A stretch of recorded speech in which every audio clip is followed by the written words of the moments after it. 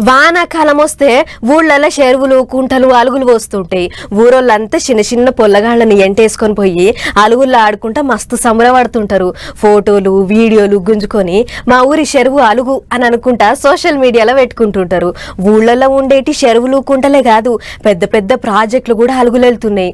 అన్ని ఒక్కసారి అరుసుకొని వద్దాం పారట్లవై.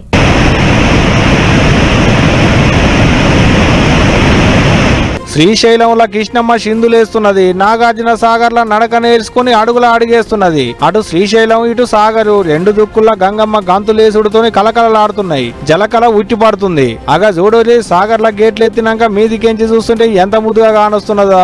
పాలనూరుగలు దుంకినట్టే ఉన్నది కదా చూస్తుంటే. దంచికొచ్చిన వానలకు ప్రాజెక్టులన్నీ దుంకుడుతోని వచ్చిపోయేటి పబ్లిక్ తోని జాతరే నడుస్తున్నది. ప్రాజెక్టుల కాడ శ్రీశైలం డ్యాం చూసేందుకు పోయేటి పబ్లిక్ తోని ఘాట్ రోడ్లన్నీ సందు లేకుండా నిండినాయి. ఇగిటు సాగర్లనైతే సందు లేదనుకో రాదోరి. మస్తు మంది వస్తున్నారు కృష్ణమ్మ పర్వాలు చూసిపోయేందుకు.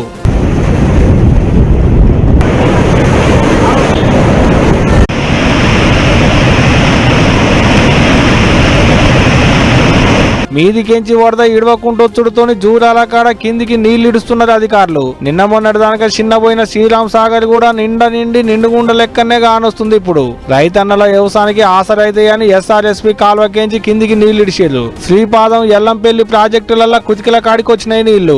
ఆడ కూడా గేట్లు మీదికి లేపేటాళ్లకు మిడ్ మానేరు నుండి ఆడికేంచి లోయర్ మానేరుకు ఉరుకులు పెడుతుంది. కడెం ప్రాజెక్టు కిన్నెరసాని పాలేరు రిజర్వాయర్లకేంచి కూడా నీళ్లను కిందికి ఇడిచిరు పెద్ద ఆఫీసర్లు. ఆడోటి ఈడోటి తప్పితే తెలంగాణ ప్రాజెక్టులన్నీ నిండుగుండల లెక్కనే కానొస్తున్నాయి పోండ్రి.